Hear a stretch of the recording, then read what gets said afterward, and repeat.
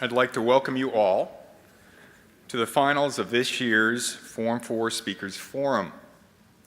For well over 20 years, this has been a signature event of the Form 4 English curriculum. It is the brainchild of former English teacher and Forensic Union founder, Mr. Robert Googans, who adapted the criteria of interpretive reading, a public speaking event he had coached with many different Forensic Union teams and judged in many different speaking competitions, to fit the KO curriculum. Mr. Googans served on the KO faculty for 40 years, teaching English, advising the Forensic Union, and coaching a variety of sports to literally thousands of students. Known for his eloquence and unflappable nature, Bob Googans was often called upon to speak at or serve as Master of Ceremonies for a variety of functions here, including the Speakers Forum Finals. Often playful and always full of good humor, Mr. Googans would frequently pepper his remarks and introductions with witty observations, puns, or good jokes. In his honor, over the years, our Masters of Ceremonies have tried to do the same as they have hosted this final round of the Speakers Forum competition. We have named this annual sophomore English event in honor and memory of Bob Googans' service to the school, as well as his devotion to the Forensic Union and to this Speakers Forum. His wife, Carol, who is here with us this morning, continues to lend her support to the school and to all things involving speech and debate, including the Speakers Forum. And we thank her for that, Carol.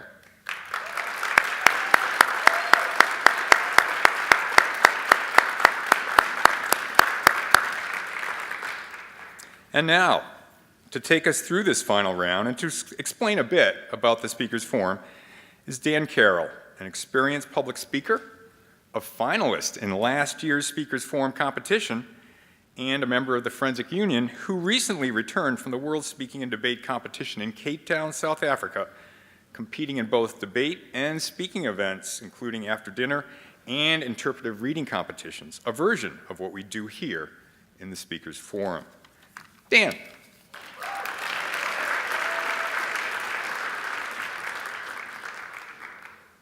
Hello, good morning. So this competition began with all the sophomores choosing an excerpt from literature. It could be a short story or a novel or even a poem. They practiced and prepared their reading of this piece and added their own interpretation to it. The first reading occurred in their English classes, and the semifinals occurred after school. The 5 finalists you're going to hear this morning were chosen by their peers and their English teacher to represent their English class at those semifinals that took place this past Tuesday. At the semifinals, a panel of faculty and student judges determined who would break to the finals. The judges for this morning's finals are Mrs. Bisgard,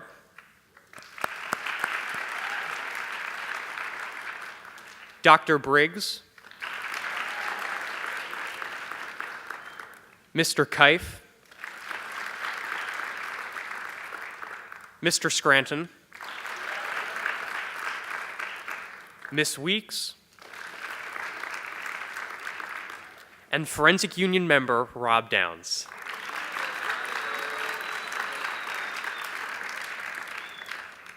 The judges today will be ranking the speakers based on the following criteria. 1, quality and helpfulness of introduction. 2, polish and familiarity with work. 3, understanding of selection. 4, voice quality. 5, diction. 6, quality of delivery. And 7, appeal of selection. So the speakers have drawn lots to determine their speaking order, and the first speaker is Angelina Maselli.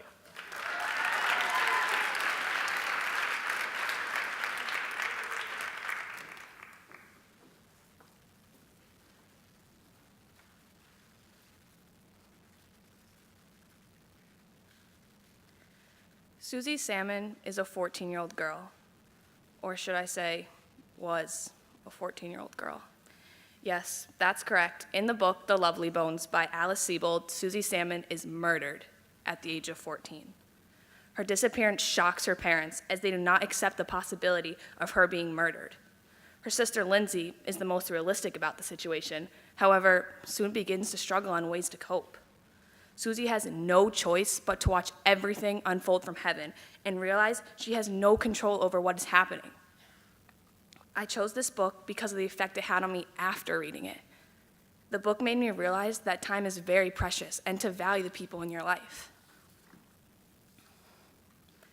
There was too much blood in the earth. On December 15th, among the knocks on the door that signaled to my family that they must nothing themselves further before opening their house to strangers. The kind but awkward neighbors, the bumbling but cruel reporters, came that one that made my father finally believe. It was Len Fennerman, who had been so kind to him in a uniform. They came inside, by now familiar enough with the house to know that my mother preferred them to come in and say what they had to say in the living room so that my brother and sister would not overhear. We found a personal item that we believed to be Susie's, Len said. Len was careful. I could see him calculating his words. He made sure to specify so that my parents would be relieved of their first thought, that the police had found my body, that I was for certain dead. What? My mother said impatiently. She crossed her arms and braced for another inconsequential detail in which others invested meaning. She was a wall. Notebooks and novels were nothing to her. Her daughter might survive without an elbow, and a lot of blood was a lot of blood. It was not a body. Jack had said it, and she believed it. Nothing is ever certain. But when they held up the evidence bag with my hat inside, something broke in her. The fine wall of lead and crystal had protected her heart, somehow numbed her into disbelief. Shattered. Pom-pom, Lindsay said. She had crept into the living room from the kitchen. No one had seen her come in but me. My mother made a sound and reached out her hand. We've tested the fibers, Len said.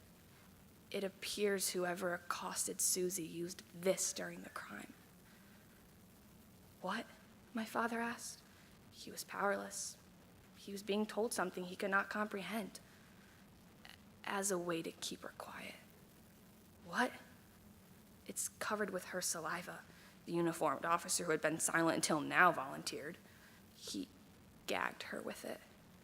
My mother grabbed it out of Len Fennerman's hands, and the bell she had sewn in the pom-pom sounded as she landed on her knees. She bent over the hat she had made me. I saw Lindsay stiffen at the door. Our parents were unrecognizable to her. Everything was unrecognizable. My father led the well-meaning Len Fennerman and the uniformed officer to the front door. Mr. Salmon, Len Fennerman said, with the amount of blood we found and the violence, I'm afraid it implies, as well as other material evidence we've discussed, we must work with the assumption that your daughter has been killed. Lindsay overheard what she already knew, had known since 5 days before, and my father told her about my elbow. My mother began to wail. We'll be working with this as a murder investigation from this point forward. But there is no body, my father tried. All evidence points to your daughter's death. I'm very sorry. By the time my father turned back to the living room, he was too devastated to reach out to my mother sitting on the carpet or my sister's hardened form nearby. He could not let them see him. I worried about my sister, left alone, would do something rash. She sat in her room on the old couch my parents had given up on and worked on hardening herself. My mother told her it was her choice whether she wanted to return to school before Christmas. There was only 1 week left, but Lindsay chose to go. Lindsay walked through the hallways and in and out of the rows of lockers, dodging anyone who might be near. I wished I could walk with her. Lindsay, Principal Caden said, I received a call from the police this morning. I'm so sorry to hear for your loss. She looked right at him. It was not so much a look as a laser. What exactly is my loss? We're here to help you in any way we can, Mr. Caden said. He was doing his best. I wasn't aware I had lost anything, she said. What I'm saying, Lindsay, is that we all miss Susie, Mr. Caden said. She did not respond. She was very bright, he tried. She stared blankly back at him. It's on your shoulders now. He had no idea what he was saying. but he thought the silence might mean he was getting somewhere. You're the only salmon girl now. You know who came to see me this morning, Mr. Caden? Had held back his big finish, the one he was sure would work. Mr. Dewitt, he's considering coaching a girls' team. Mr. Caden said, the idea is centered all around you. So what do you say? Inside my sister's heart closed like a fist. I'd say it would be pretty hard to play soccer on a soccer field when it's approximately 20 feet from where my sister was supposedly murdered. Anything else? Lindsay asked. No, Mr. Caden reached out his hand. I'm late for first period, she said. Lindsay got up and took a walk out of Principal Caden's office slow. The walks away were her only rest time. Secretaries were on the other side of the door, teachers were at the front of the class, students in every desk, our parents home, police coming by. She would not break. She repeated, fine, all of it's fine. I was dead, but that was something that happened all the time. People died.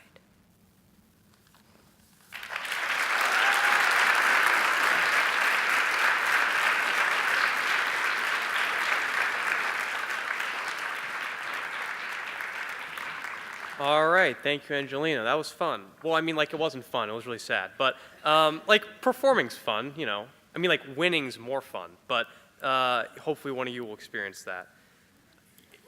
I mean, so I didn't win this. And I'm not mad about that, but, like, I don't think, Andrew, you were that good. I went in there, I thought, you know, I was good, I was funny, you know, it was good, and then Andrew promptly destroyed me. I don't know how to fake stutter, you know, I think you probably do deserve that. Anyway, I wrote a pun, do you guys want to hear that? Yeah? No, you don't. But I'll say it anyway. I was looking for camo pants at the store, but I couldn't find any. Because they're camo and you can't see it. Get it? All right.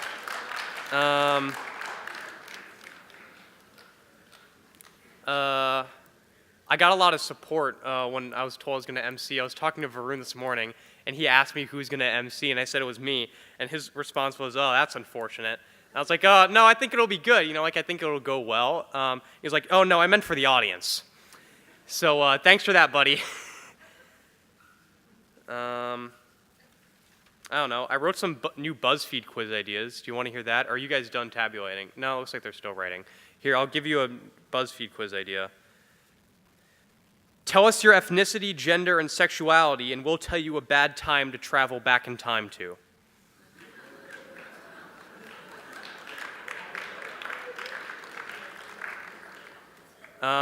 Here's another one.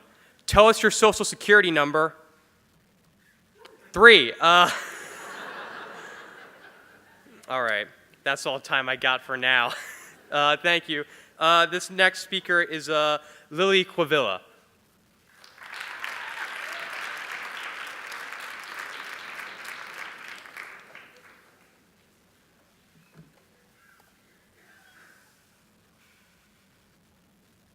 All animals are equal, but some animals are more equal than others. Perhaps the most famous quote from George Orwell's Animal Farm, an allegorical fiction novel which uses animals to express the events of the Russian Revolution and Stalinist era in a satirical manner. The excerpt I will be reading comes from the final chapter of the book, following the revolution led by the pigs Napoleon and Snowball. Napoleon has assumed lone command of the animals after exiling Snowball, and has changed the 7 original commandments of their self-proclaimed animalism to just one, where some animals are more equal than others. Although the novel was written and published for a different time, many of the events and themes that are present are relevant today, such as inequality and prejudice and the blurred lines between good and evil. A deputation of neighboring farmers had been invited to make a tour of inspection. They were shown all over the farm and expressed great admiration for everything they saw. The animals were weeding the turnip field. They worked diligently, hardly raising their faces from the ground and not knowing whether to be more frightened of the pigs or of the human visitors. That evening, loud laughter and bursts of singing came from the farmhouse, and suddenly, at the sound of the mingled voices, the animals were stricken with curiosity. What could be happening in there now that for the first time animals and human beings were meeting on terms of equality? With one accord, they began to creep as quietly as possible into the farmhouse garden. At the gate, they paused, half frightened to go on, but Clover led the way in. There, round the long table, sat half a dozen farmers and half a dozen of the more eminent pigs, Napoleon himself occupying the seat of honor at the head of the table. The pigs appeared completely at ease in their chairs. A large jug was circulating, and the mugs were being refilled with beer. Mr. Pilkington, of Foxwood, had stood up, his mug in his hand. In a moment, he said, he would ask the present company to drink a toast. It was a source of great satisfaction to him, he said, and he was sure, to all others present, to feel that a long period of mistrust and misunderstanding was now at an end. There had been a time, not that he or any of the present company had shared such sentiments, but there had been a time when the respected proprietors of Animal Farm had been regarded, he would not say with hostility, but perhaps with a certain measure of misgiving by their human neighbors. It had been felt that the existence of a farm owned and operated by pigs was somehow abnormal and was liable to have an unsettling effect in the neighborhood. Too many farmers had assumed, without due inquiry, that on such a farm a spirit of license and indiscipline would prevail, but all such doubts were now dispelled. He believed he was right in saying that the lower animals on Animal Farm did more work and received less food than any animals in the county. Indeed, he and his fellow visitors today had observed many features which they intended to introduce on their own farms immediately. Between pigs and human beings there was not, and there need not be, any clash of interests whatever. Their struggles and difficulties were one. If you have your lower animals to contend with, he said, we have our lower classes. This set the table in a roar, and Mr. Pilkington once again congratulated the pigs on the low rations, the long working hours, and the general absence of pampering which he had observed on Animal Farm. Gentlemen, concluded Mr. Pilkington, gentlemen, I give you a toast to the prosperity of Animal Farm. There was enthusiastic cheering and stamping of feet. When the cheering had died down, Napoleon, who had remained on his feet, intimated that he too had a few words to say. He too, he said, was happy that the period of misunderstanding was at an end.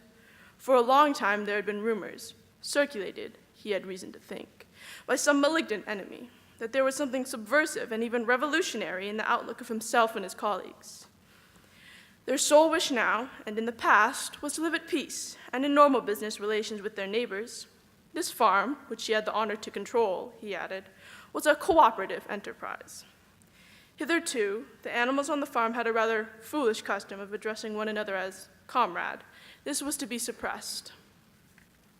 He had only one criticism, he said, to make of Mr.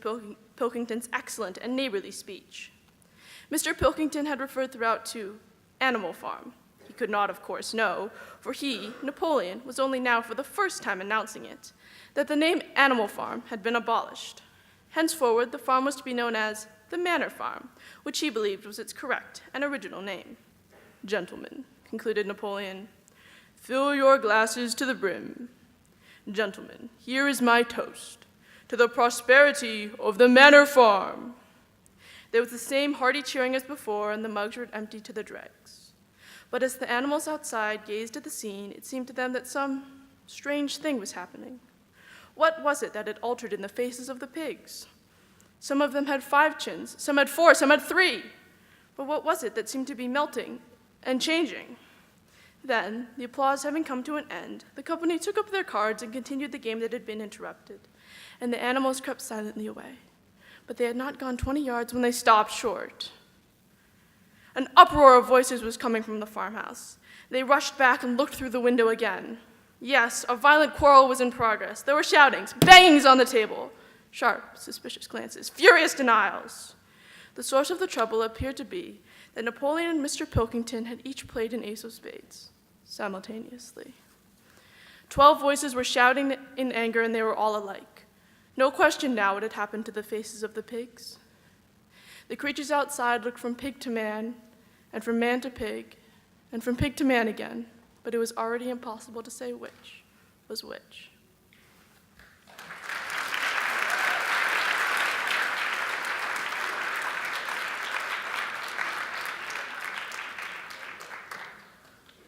right, thank you for that, Lily. I want to just apologize for my last speech, went a little bit off the rails. Andrew, I'm sorry, you're very talented. You didn't deserve any of my personal attacks. It's really easy for me to get up here and, say that, attack Andrew for being worse than me. But I'm not going to do that because, I'm the bigger man, so I'm going to get away from that a little bit. Let's see, what else should I talk about? I could tell a South Africa story. Sure. I didn't prepare for this.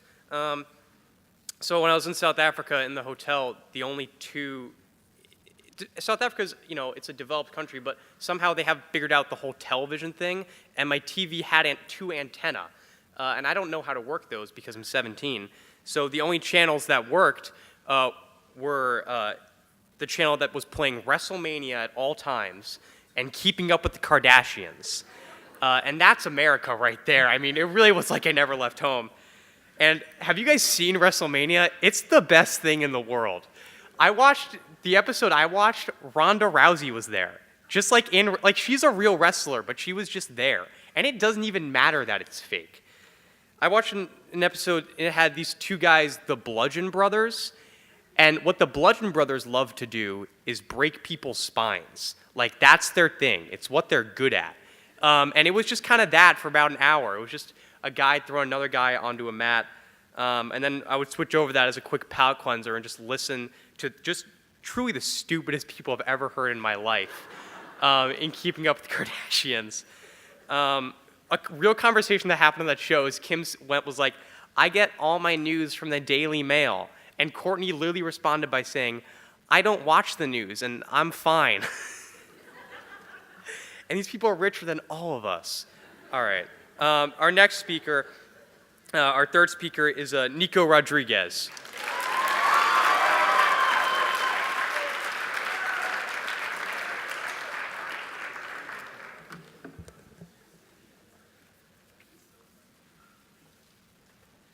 Masturbation and geometry.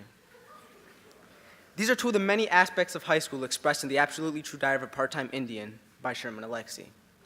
Now, Sherman Alexie is a man of many things. He's an author, a National Book Award winner, and some of the other names I probably shouldn't say, which were given to him shortly after he stood up KO as our symposium author, twice over the course of a few months.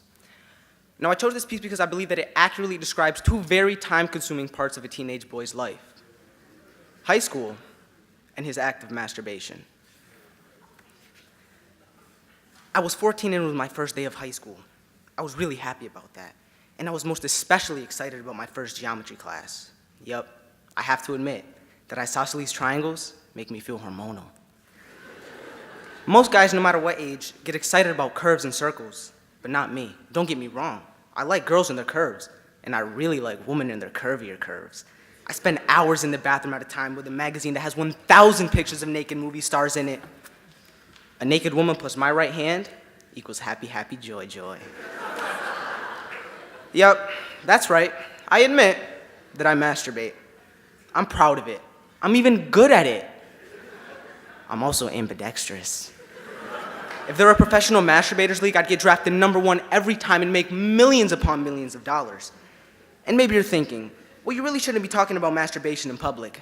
Well, tough. I'm going to talk about it because everybody likes it. And most importantly, everybody does it. And if God hadn't wanted us to masturbate, then God wouldn't have given us thumbs. So I thank God for my thumbs. But the thing is, no matter how much time my thumbs and I spend with the curves of imaginary women, I am much more in love with the right angles of buildings. When I was a baby, I'd crawl under my bed and snuggle into a corner to sleep. I just felt so warm and safe leaning into two walls at the same time. When I was 8, 9, and 10, I slept in my bedroom closet with the door closed. I only stopped doing that because my sister Mary told me that I was just trying to find my way back into my mother's womb. That kind of ruined the whole closet thing. Don't get me wrong, I don't have anything against my mother's womb. I was built in there after all. So I do have to say that I am pro-womb, but I also have zero interest in moving back home, so to speak. My sister's really good at ruining things. After high school, she really just froze. Didn't go to college, didn't get a job. It's kind of sad, I guess, if you think about it. But she's also beautiful, strong, and funny, and she's the prettiest and strongest thing that has ever spent 23 hours a day alone in her basement. She's so crazy and random that we call her Mary Runs Away. I'm not like her at all, though. I'm steady, I'm excited about life, and I'm excited about school. Rowdy and I are planning on playing high school basketball this year. Last year, we were the best players on the 8th grade team. but I don't think I'll be a very good high school player. It's one thing to hit jumpers over 8th graders, but it's a whole nother thing to try and score on high school monsters. I'll probably be a bench warmer on the C squad while Rowdy goes on to all-state glory and fame. I'm a little worried, though, that Rowdy will start to hang around with the older guys, and I'm scared that he'll start to pick on me, too. But I'm more happy than scared. And I know that the other kids are going to give me so much crap for being so excited about school, but I don't care. I was sitting in a freshman classroom at Welpinette High School when Mr. P strolled in the room with a box full of geometry textbooks. And let me tell you, Mr. P is one weird-looking dude. But no matter how weird he looks, the absolute weirdest thing about Mr. P is that he sometimes forgets to come to school. Let me repeat that. Mr. P sometimes forgets to even come to school. We have to send kids all the way down to the teacher's housing compound behind the school to wake him up, who's always kunking out in front of his TV. That's right, Mr. P sometimes teaches class in his pajamas. He's a weird old coot, but most of the kids dig him because he doesn't really expect too much of us. I mean, how can you expect your students to actually work if you show up in your pajamas and slippers all the time? And yeah, I know it's weird, but the tribe actually houses all of our teachers in one-bedroom cottages in old, musty rooms behind the school. You can't really teach at our school unless you live on the compound. It's like some type of prison work farm for our liberal white vegetarian do-gooders and conservative white missionary saviors. Some of our teachers make us eat bird seed so we'll feel closer to the earth. And other teachers hate birds because they're supposedly minions of the devil. It's really weird. It's kind of like being taught by Jekyll and Hyde. But Mr. P isn't a Democratic, Republican, Christian, or even devil-worshipping freak. He's just sleepy. But some folks are absolutely convinced he is, like the Sicilian accountant who testified against the mafia and then had to be hidden by the secret witness relocation program. It makes some sort of goofy sense, I suppose. If the government really wants to hide someone, there's probably no place more isolated than my reservation, which is approximately 1 million miles north of Happy and 2 billion miles west of Important. All right, kids, let's get cracking, Mr. P said as he passed out the geometry books. How about we do something strange and start on page 1? I grabbed my book and opened it. I wanted to smell it. Yes, smell it. I wanted to even kiss it. That's right, I'm a book kisser. Maybe that's kind of perverted. Or maybe it's just romantic and highly intelligent. I don't know. But my lips and I stopped short when I saw what was written on the inside front cover. This book belongs to Agnes Adams. Okay, now you're probably asking yourself, who's Agnes Adams? Well, let me tell you. Agnes Adams is my mother. My freaking mother. And Adams is her maiden name. So that means my mother was born in Adams, and she was still in Adams when she wrote her name on the inside of that book. And she was 30 when she gave birth to me. So that means I was staring at a geometry textbook that was at least 30 years older than I was. I couldn't believe it. How horrible is that? I was staring at a geometry book that was so old. My tribe and my school are so poor that we have to study from the same damn books our parents studied from. And let me tell you, that old decrepit geometry book hit my heart with the force of a nuclear bomb. And all my hopes and dreams floated up into a mushroom cloud. What do you do when the world has declared a nuclear war on you?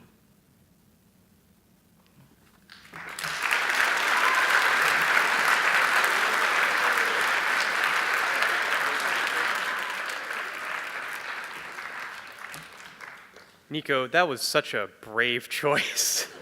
You are braver than I. I didn't even know you could say masturbation up here. Like, I thought this was like television rules. I would have written so much masturbation material if I had known that. But I don't, alas. You don't have to worry about it because I didn't do it. But hypothetically, I would have. Let's see. I could talk more about South Africa because I don't mean to flex on you guys, but I did go there. We had to take 2 planes on the way there. One of them was 11 hours, and the other was 9.5 hours. That adds up to about 28 hours of flying, I believe. And on both flights, all right, I'm in regular pre-calc. On both flights, every single flight, there was a crying baby. And in one of them, it was completely fine for 7 hours. I'm talking about the 9-hour flight here. But then the last 2 hours, just a crying baby just appeared out of nowhere. Like it wasn't on the flight for the first 7 hours, but then the last 2, it just all of a sudden happened. And it just cried even when we landed. And it's like, you don't need to cry once we've landed. Like, you made it. Like, there's nothing to cry about. Like, can you imagine if I cried every single time I was on a plane? Like, I should have done that to the baby. Like, wow, that's what you sound like. But I didn't because I'm the bigger person, and I'm a good person. I'm a good person. I'm a good person. They like you. I'm a good person. And that's what I have to tell myself. Oh, do you want to hear another pun? Yeah, sure. You're going to hear another pun. I'm not going to ask you what you want to hear. You're just going to hear it now. Two jumper cables walk into a bar, and the bartender says, "I'll serve you, but don't start anything." They're jumper cables. You got two of them. You put them in, and now I'm done. So our fourth speaker is Remy McCoy.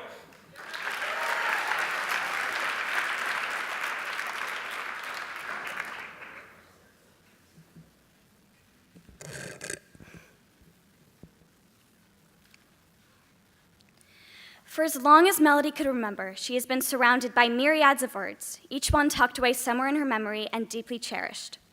Out of My Mind, a heartwarming story by Sharon Draper, follows the struggles of Melody, the protagonist. She is a smart and passionate young girl who would have so much to say if only she could speak. She's almost 11 years old and has never spoken a word due to a disease called cerebral palsy, or CP. I gravitated towards this piece because of the lessons learned in Melody's daily struggle, in which the audience can hear her voice. One day, she is on her way to school with her irritated mother, and a seemingly normal day takes an unexpected turn, a situation that could have so easily been avoided if only she had a voice. When I ride in the car, it involves a whole process of taking apart and putting together me, my chair, and my stuff. Even with my manual chair, it's a pain, and Dad was no help. With his arm in a sling, he shrugged and tried to look like he was sorry and couldn't come out and lend Mom a hand. I think he was enjoying it a little, and that made Mom even more upset. The rain and wind, if anything, had gotten worse. Mom had draped a huge plastic raincoat over me and my chair, and another one over herself. But in seconds, the hoods had blown off, and our heads were soaked. We headed slowly down the wheelchair ramp, the wind whipping at us and the rain attacking us from all sides. I thought it was exciting. I'd never seen the sky so dark at 8 in the morning. The thunder and wind made it feel like a scene out of a really good movie. My hair's short and curly, and I think it looks sort of cute when it's wet. Good thing. Mom hates it when her hair gets wet. It gets stringy and limp. I gotta admit, Mom with wet hair should hide in a closet. She placed my chair along with my old communication board into the back of the SUV. When she shut the trunk, she slammed it hard. The rain continued to fall. By the time she scooted into the driver's seat, she was a dripping mess and in a terrible mood. "I wish I could go back to bed," she said grumpily as she put the key into the ignition. "My head is killing me. Why did I agree to go to work?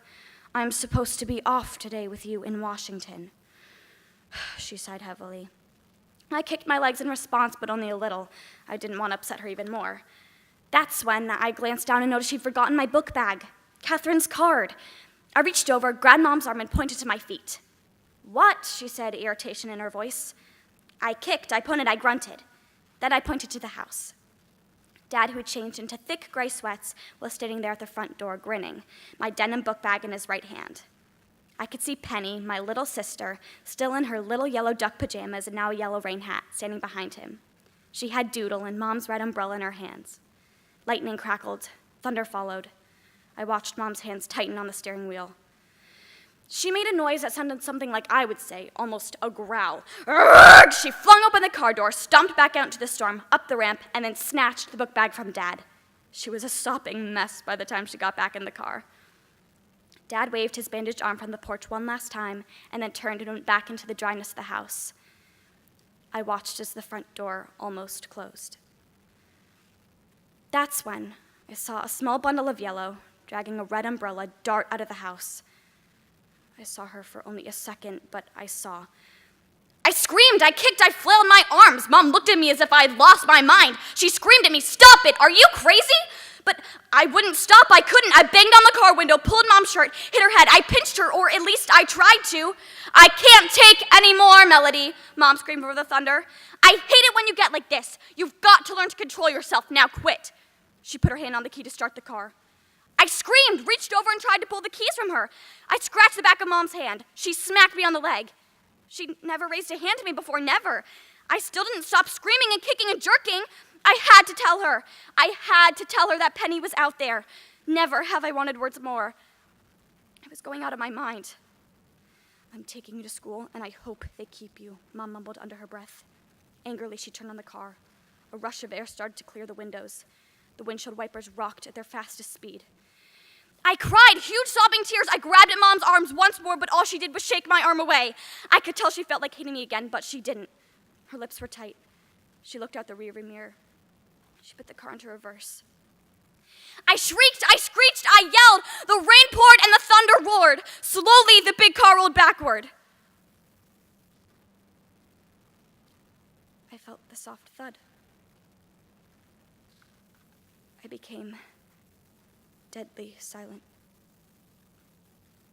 Mom stopped, turning her head slowly to the left. Then she turned slowly to the right, almost as if in slow motion, as she saw Dad come running out of the house, a look of stark alarm on his face. "Penny," I heard him yell.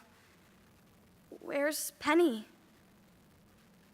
Mom rolled the window down on my side. Rain poured in onto me, but I didn't care. "What do you mean?" "She's with you." Mom's voice was low, but sounded frantic and very, very scared. She got out of the car. She looked down. She screamed for a long, long time.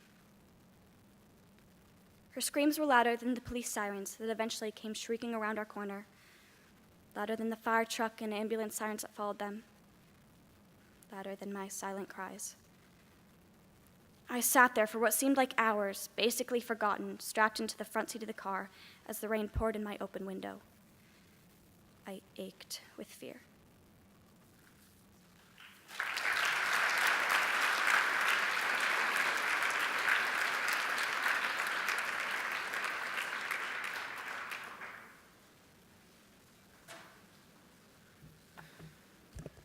So I want to take you back to about 5 minutes ago. I had just spoken to all of you, killed it, just destroyed. You all had loved me. I had won your approval again, which is what I need more than anything.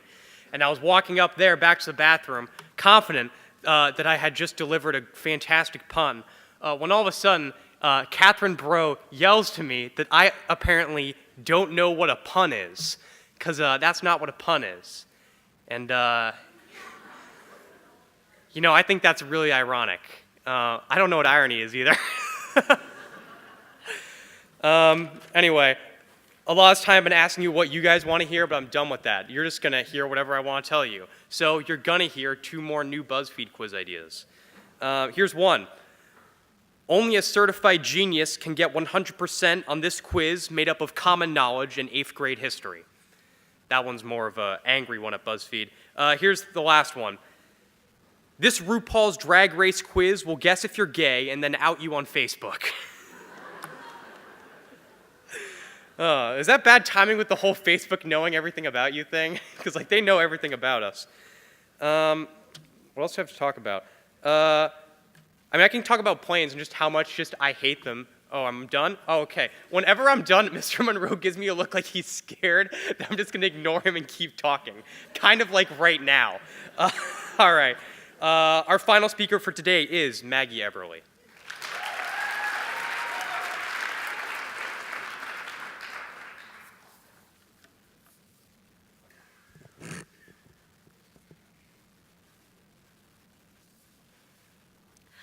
People are like puzzles, complicated.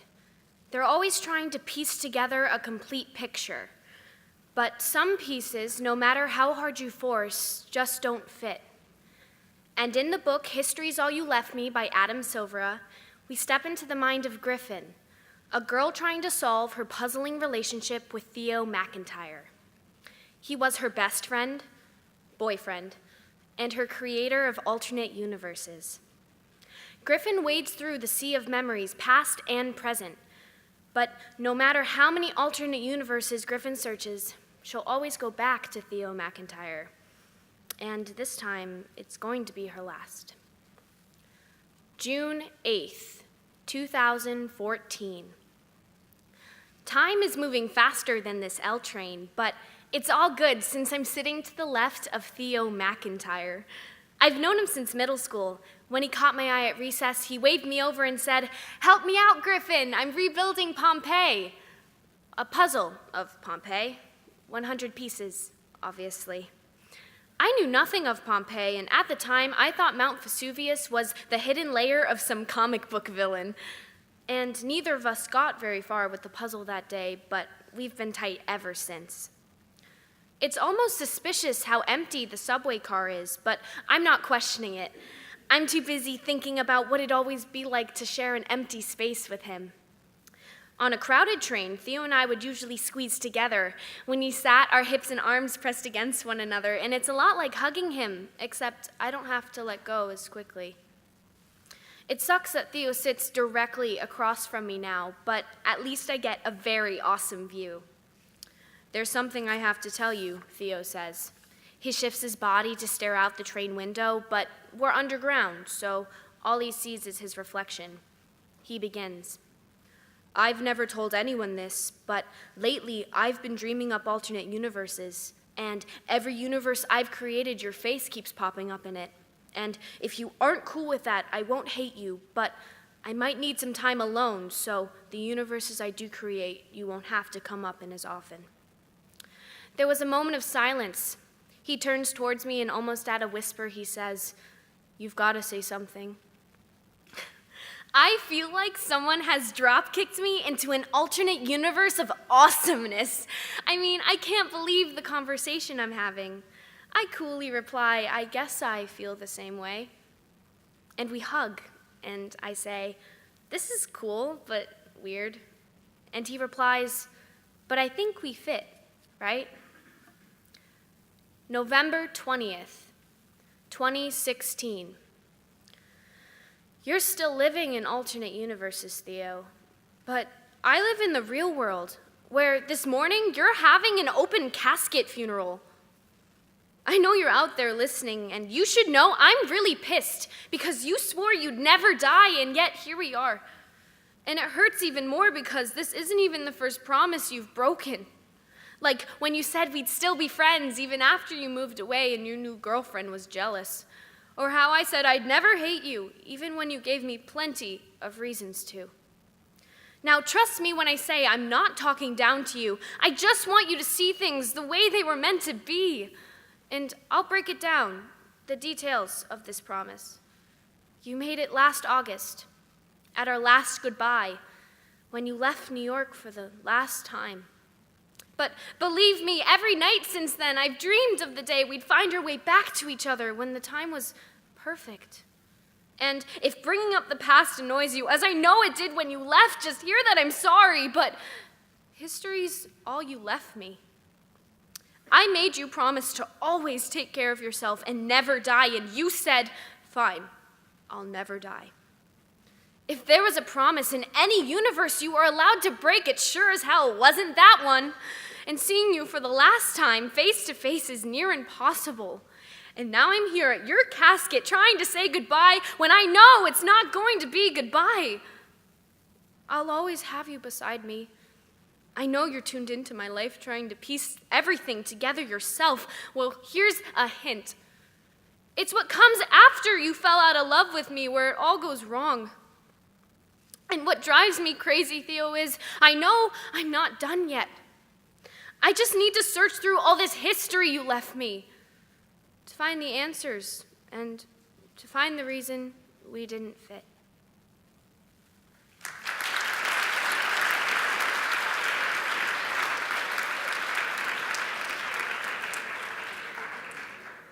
All right, thank you, Maggie. After the fifth speaker has read, thank all the speakers. Maybe ask for a round of applause for all of them, then, oh, I'm not supposed to read all of that out loud. Got it. Thank you, speakers.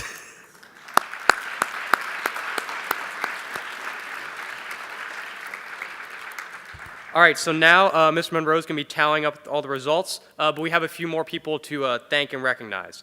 So thank you to the tech crew today, and as well as Mr. Kravitz for the sound and video of this event. And also thank you to all the English 4 teachers who have supported this wonderful program.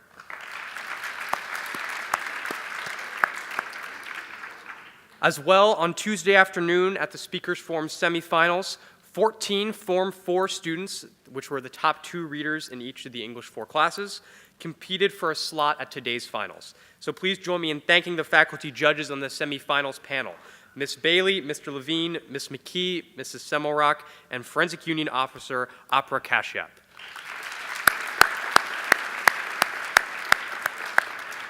Thank you for the support of this program and for your 2-hour judging marathon.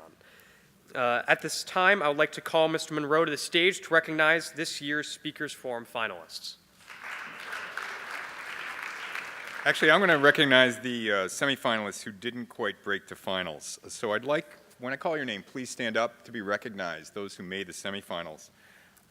Ethan Brown. Nick Chu. Joey Fago. Vishal Kumar. Matthew Maritolo. Ethan Pincus. James Ravelis. Malin Pomshine. And Nick Traber.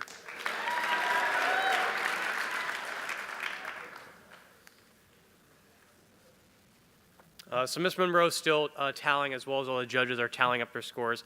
So I'd just like to plug Forensic Union real quick. If you enjoyed interpretive reading or public speaking or debating of any sort, any kind of arguing, then Forensic Union is for you. We meet Tuesday nights from 6 to 7. There's free pizza always. We have a debate coming up, not this Sunday, but next Sunday at Deerfield. So that'll be a lot of fun. If you maybe want to dip your toes into debate, you can do that. This week or next week, I don't really know what we're doing. We'll probably do some sort of public speaking thing. So Maggie, I know you go to a Forensic Union. You're known to go. And maybe some of you guys could come in. You could, help us win and do better because we're not known to do either of those things. But yeah, Forensic Union and public speaking, it's a fantastic skill. It's something you need in anything. If you're giving whatever presentation at work or being a teacher, it's all public speaking and it's all communicating, and you guys you're really good at that. So yeah, claps for all you guys for practicing that. Yeah, they did a good job, didn't they?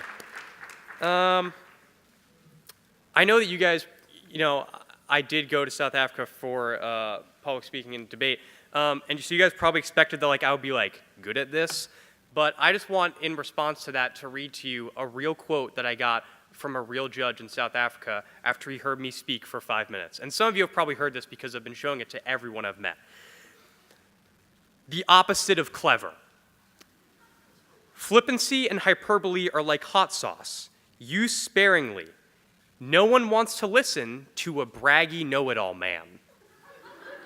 So that's real. And he listened to me speak for about 5 minutes, and in 5 minutes, I made a grown man hate a child. So is that an achievement? Is that impressive? Is that an impressive thing for someone to do? Thank you. It didn't feel worthy of applause at the time. It was a lot of me speaking and getting no audience reaction. There was a silence that just sucked all the air and fun out of the room. It was like screaming into space, which is similar to what I'm doing now and what I do most days. Do I have anything else to say? No, but we're going to keep talking because Mr. Monroe's not done yet. I'm not singing a song. I'm not taking any more audience recommendations. Who was that? Was that you? Don't speak again. Thank you. I don't know. Who's doing the walkout today? If no one goes, I want to be part of the group, so... So people are doing the walkout. Does anyone wish that the adults were a little bit less supportive of our teenage rebellion? I feel like teenage rebellion is less fun when it's just unanimously agreed upon as a good idea. I almost wish that in Mr. G's video he would have been you cannot go outside. I'd have been yeah, I'm gonna go. But if everyone's gonna go, I'm kind of I gotta meet Miss Hoff during G. I gotta prepare for that. So, it's harder to rebel when there's nothing to rebel against, So that's what I'd like to leave you with today. It seems like a lot of this has been about how I'm not that smart. And every now and then, I'm the opposite. I get a little bit too confident about my intelligence. Whenever I do that, I'm pretty good at going, oh, I could do a crossword in the New York Times. And whenever this happens, it's always a Sunday. And at that point, I can't even spell czar right, and it's just a big old mess. I don't have any other BuzzFeed quizzes for you guys. What do you want to talk about, Miss Kasprak? Shakespeare? I think he's all right. Oh, I have a hot take about Shakespeare. I don't think anyone should perform it anymore. And let me explain why. I think we should just, got a few years, just take a break from Shakespeare, and then we just perform whatever new play. I think 200 years has been certainly enough time. What, 400? We've been doing that 400 years and we haven't got tired yet? People are still doing Shakespeare every year after 400 years? So yeah, that's why we shouldn't perform Shakespeare, I guess. What other hot takes do I have? I wrote a lot of stuff in this, but I can't say any of it because it's just about how sad I am.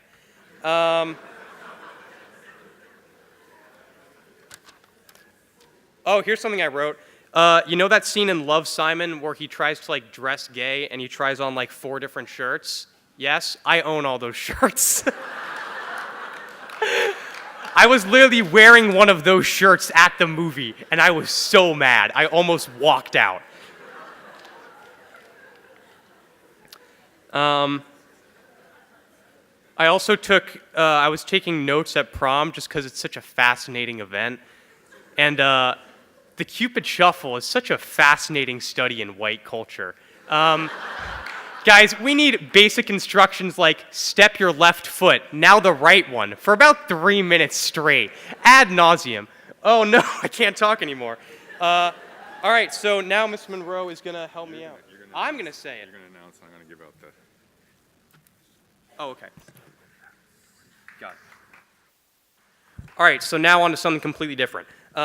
So now for we're going to start at 5th place. We're going to move up to 1st place of the finalists for Speakers Forum 2018. So, starting with 5th place. Starting with 5th place, Lily Quavilla.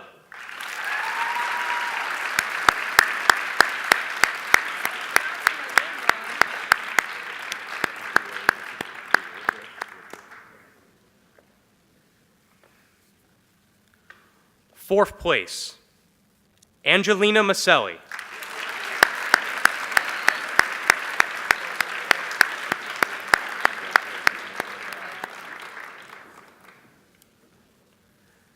Third place, Nico Rodriguez.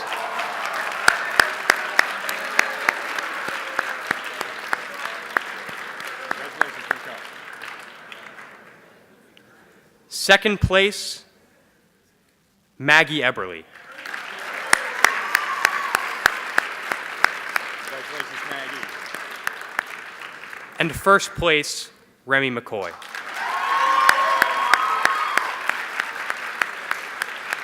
Congratulations. Congratulations. All right. Thank you very much, Dan, for your efforts up here. Please, a hand for Dan Carroll.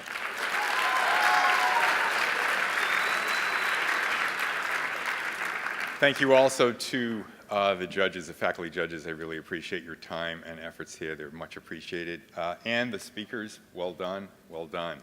Before we finish this morning, Carol Guggens would like to speak. Carol?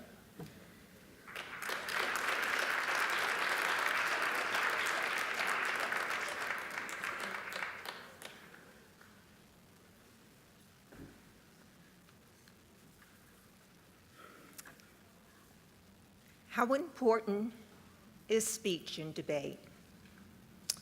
Let's examine our nation. We had speech and debate early on. The farmers would go in the wintertime when the crops were in. They didn't stay at home, sit by the fire. They debated at a lyceum. And after a lyceum, we jumped to Mark Twain at his house, where Kingswood also started. And Mark Twain gave us women, unmarried, 16 to 20 years of age, the Saturday Morning Club, where they could discuss literature, ideas. This was Mark Twain. He saw the importance of women having a voice in speech and debate. And he also went and talked with them. He was a hands-on promoter. And the Saturday Morning Club for women in Hartford is still here, still having a voice in this, our city. Well, we go on, and we go on to why Mr. Googins felt that this was very important, because he came from a family of debaters. His father debated in Cambridge in 1925, and he persuaded, he didn't take persuasion, he took the opposition. And the opposition was, will we or won't we recognize Russia as a civilized nation? So this was very important to speech and debate. So Bob had a history of speech and debate in his family, and this he carried on at Wilbraham Academy and Dartmouth College. He debated. He debated in public education. He served 9 years on the Board of Education out in the northwest corner of the state. He went from Kingswood, I served him a sandwich, and off he went to, again, debate. When he was over in England with the debate team, it was the finals. So he walked along the Thames River, and in front he noticed two of the debaters, maybe 3 or 4, who were in the finals of the debate. And they were teenagers. Teenagers are full of fun, and they had discovered a cat. And they took the cat, and they began to play with the cat along the Thames River. And one of the women, elderly woman, looking out from her window, was very angry. What were they doing with this animal? Pretending to throw the animal into the river. And she called the bobbies, of course. What else? And the bobbies came, and they took the debaters away. And Bob he didn't know what to do because he had watched this. So he walked to where the bobbies escorted them to the magistrate. And Bob debated to the magistrate to get the finalist back to school. He did a good job because they went on to debate. Hopefully, they learned their lesson. But debate, speech and debate, is something that you will use when you least think about it. But now teenagers have the voice. They have the voice. They don't have the vote, but they have the voice. So when you get the vote, remember us. We all need you. So come to speech and debate.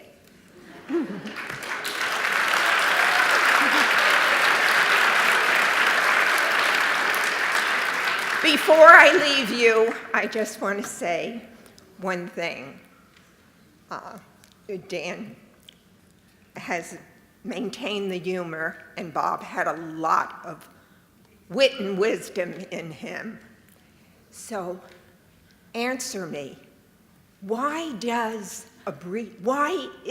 abbreviation such a long word?